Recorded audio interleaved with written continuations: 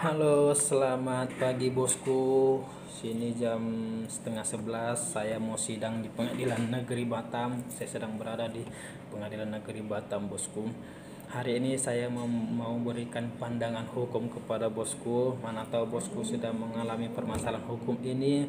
Didengar baik-baik, didengar penjelasan saya agar apa? Agar kita tahu langkah-langkah hukum apa yang bisa kita lakukan dengan masalah hukum kita ini. Oke bosku, mungkin bosku sering mendengar arisan online, ya, banyak yang menangis.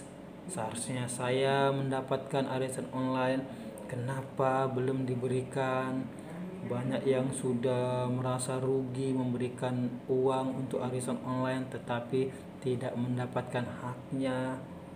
Banyak bosku, banyak juga yang konsultasi kepada saya. Jadi pertanyaannya, langkah hukum apa yang dapat dilakukan jika kita tidak menerima hak kita di arisan online tersebut, bosku, ya. Sedangkan kewajiban kita sudah kita berikan tepat pada waktunya, tetapi hak kita tidak kita dapatkan. Langkah hukum apa yang dapat kita lakukan, bosku? Oke, semoga penjelasan saya ini bisa nanti diterima dengan jelas karena bahasa saya akan bahasa yang sederhana, bosku, ya. Jika bosku sedang mengalami permasalahan ini atau keluarga besar sedang mengalami permasalahan ini, langkah hukum apakah yang dapat saya lakukan ketika hak saya di arisan online ini tidak saya terima? Oke. Pertama, langkah hukum yang bosku bisa lakukan adalah menggugat owner tersebut ke pengadilan negeri setempat dengan gugatan one prestasi. Kenapa one prestasi? Karena owner tersebut belum melakukan prestasinya. Owner tersebut tidak melakukan prestasinya, tidak memberikan prestasi dengan tepat waktu. Oke bosku. Contohnya bosku sudah memberikan uang arisan itu tepat pada waktunya, tetapi ownernya itu tidak memberikan tepat pada waktunya. Bosku bisa melakukan gugatan one prestasi, ya. One prestasi itu adalah orang yang telat melakukan prestasinya. Kedua, orang yang tidak melakukan prestasinya. Jadi kedua itu masuk unsur gugatan one prestasi. Jadi bosku bisa melakukan upaya hukum, melakukan gugatan one prestasi di pengadilan negeri setempat atau di mana perjanjian itu bosku lakukan dengan owner tersebut. Oke bosku. Kedua, upaya hukum yang bosku bisa lakukan adalah melaporkan owner tersebut kepada polisi dengan tuduhan penggelapan. Kenapa penggelapan? Banyak orang berkata itu kan perdata, tidak masuk unsur penggelapan. Jawaban saya, itu masuk unsur penggelapan, bosku. Kita bisa melaporkan dia owner tersebut ke polisi dengan tuduhan penggelapan. Iya, memang perjanjian tersebut memang sah. Memang sah. Setiap perjanjian yang sah yang tidak melanggar hukum itu sah di hadapan kedua belah pihak, itu sah, itu tidak melanggar hukum. Tapi kita bisa ambil, kita tengok ini ya, pasal penggelapan. Saya bacakan pasal penggelapan di sini, pasal 372 Kitab Undang-Undang Hukum Pidana. Barang siapa dengan sengaja dan melawan hukum memiliki barang, sesuatu yang seluruhnya atau sebagian adalah kepunyaan orang lain, tetapi ada dalam kekuasaannya, bukan karena kejahatan, diancam karena penggelapan dengan pidana penjara paling lama 4 tahun atau pidana denda paling banyak Rp900. Itu pasal penggelapan. Jadi masuk dalam unsur-unsur pasal penggelapan.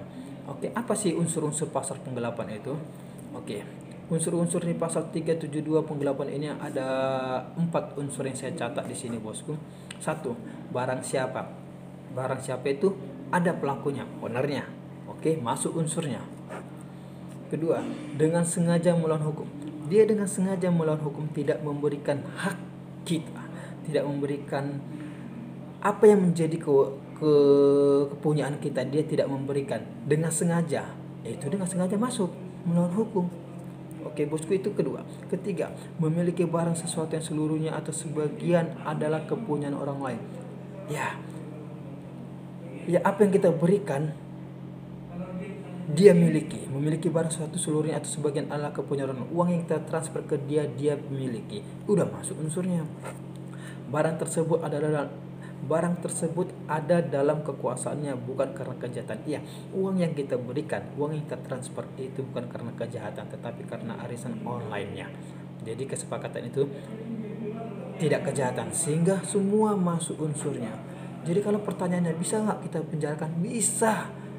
Owner yang tidak memberikan hak kita bisa kita laporkan penggelapan, tetapi prosesnya panjang, harus sabar, karena kan ya di situ berikan waktu kepada pihak kepolisian untuk menyelidiki, untuk melakukan penyidikan atas perkara kita ini.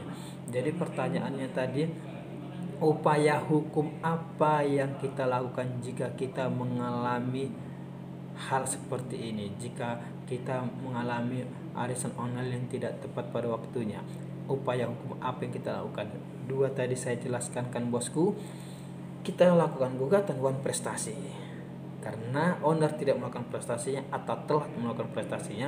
Kedua, kita bisa laporkan dia penggelapan karena unsur-unsur di pasal 372 itu masuk unsur penggelapan di arisan online ini bosku.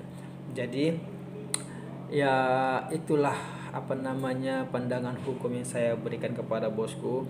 Semoga membuka wawasan kita, membuka pola pikir kita, tidak bingung-bingung lagi ya. Ini share video ini supaya orang-orang yang menjadi korban dalam arisan online ini bisa menempuh jalur hukum.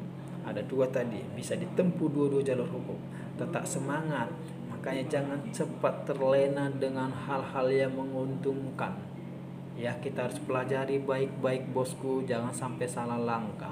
Memang ada upaya hukum, tapi kan menyita waktu, ya kan, menyita tenaga, menyita kembali lagi uang kita keluar kalau kita pakai pengacara. Jadi ketika kita mengambil langkah, lebih hati-hati bosku ya. Terima kasih bosku, jangan lupa like, share, dan subscribe supaya channel ini berkembang. Oke, sukses selalu.